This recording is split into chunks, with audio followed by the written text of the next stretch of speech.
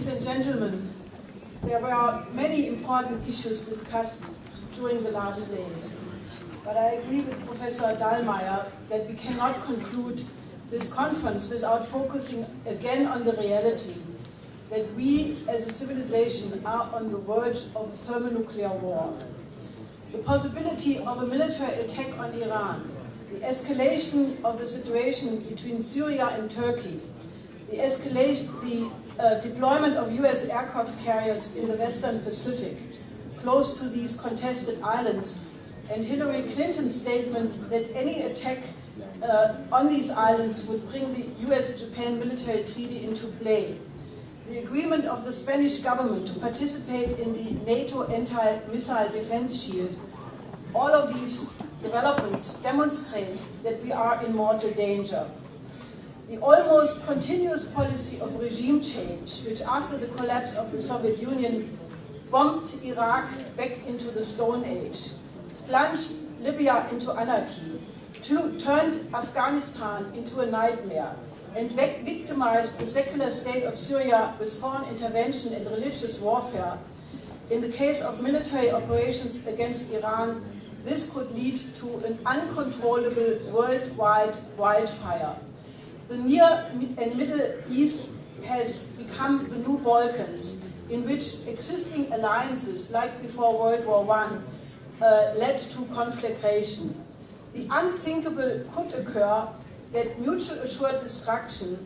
no longer functions as a deterrent, but becomes the consequence of a war in which thermonuclear weapons are deployed, leading to the extinction of the human race. Not in some possible time, but within the next weeks. The dynamic which is driving the war danger is accentuated by the accelerating collapse of the transatlantic financial system. Bernanke's euphemistically named quantitative easing 3, liquidity expansion is just as hyperinflationary as Mario Draghi's whatever it takes unlimited purchase of state bonds through the European Central Bank. Hyperinflationary money printing in connection with brutal austerity in the tradition of Reichschancellor Brüning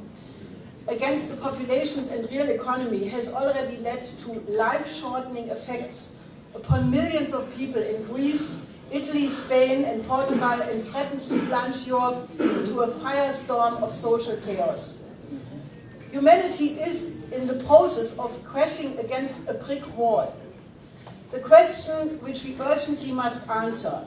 is whether the human species, confronted with its own self-destruction, is intelligent enough to change the course in time from the present ruinous paradigm of attempting the consolidation of a world empire in the famed legitimization for resolution of geopolitical conflicts by means of war, and replacing it with another which is viable for humanity. To solve this problem, we have to address an epistemological problem. We must repudiate the relicts of the method of thinking that are anchored in the oligarchical system, including deductive, positivist, empiricist, monetarist, or linear statistic projection concepts expressed by bad infinity, as they belong to a world view that has nothing to do with the laws of the real physical universe, nor the creativity of human reason. Instead, we must craft with the same creativity and love of humanity as that of Nikolaus of Cusa, Johannes Kepler, Gottfried Leibniz, Johann Sebastian Bach, Ludwig van Beethoven, Friedrich Schiller, Vladimir Vernadsky, or Albert Einstein, to name just a few, a vision of a better future of mankind, which of course can be realized only if enough forces unite themselves for this good cause.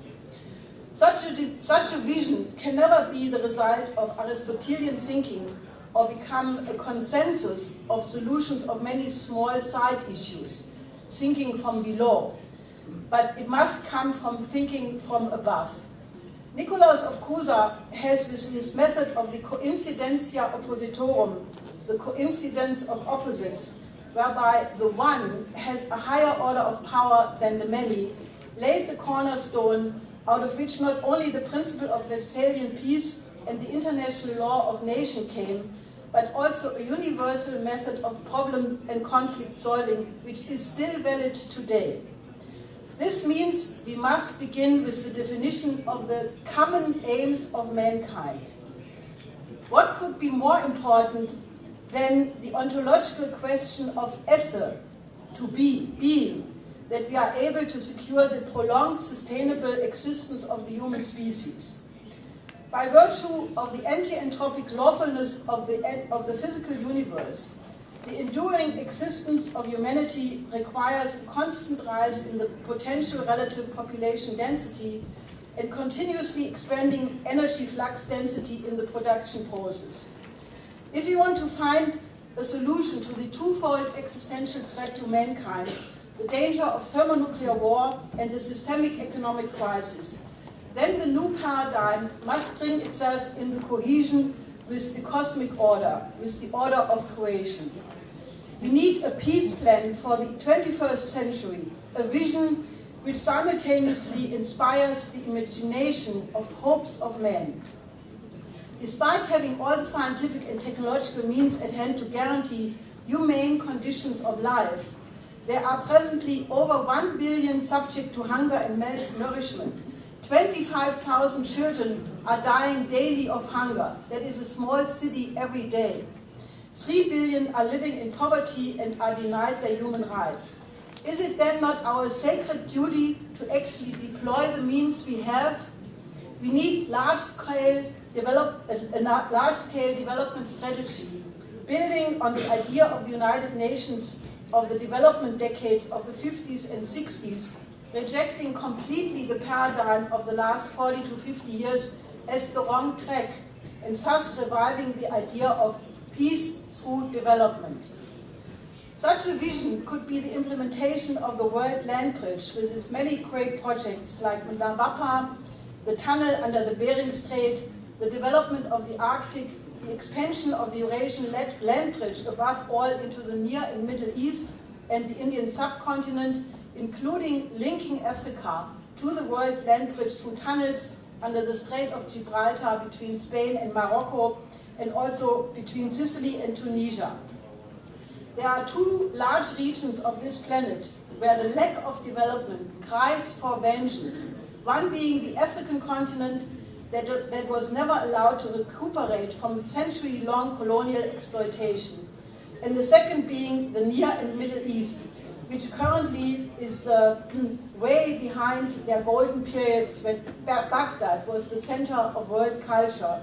or Palmyra, Tadmur in Syria, was a pearl of the ancient Silk Road.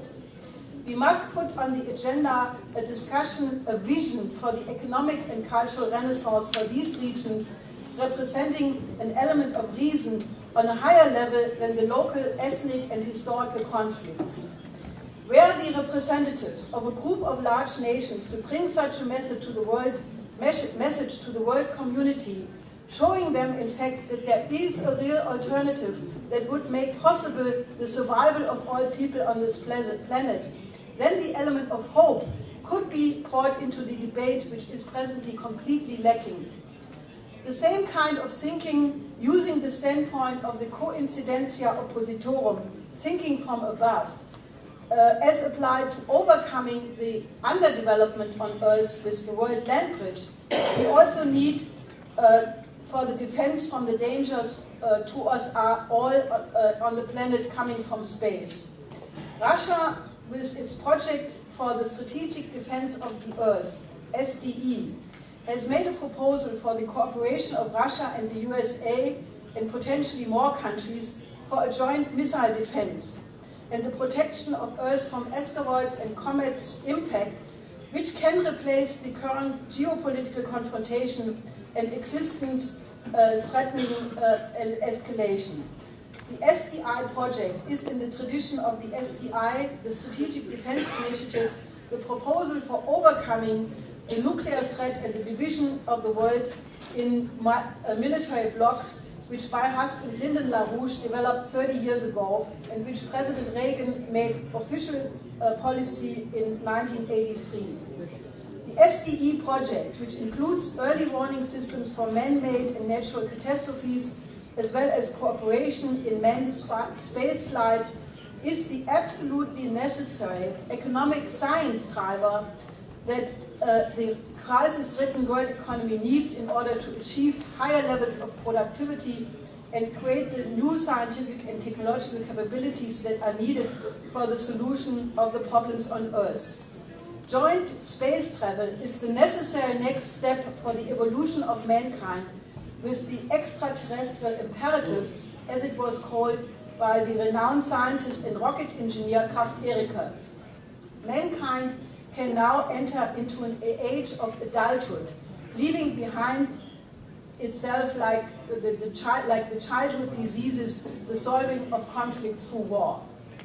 If we promptly succeed in unifying ourselves around the vision of achieving the common aims of mankind,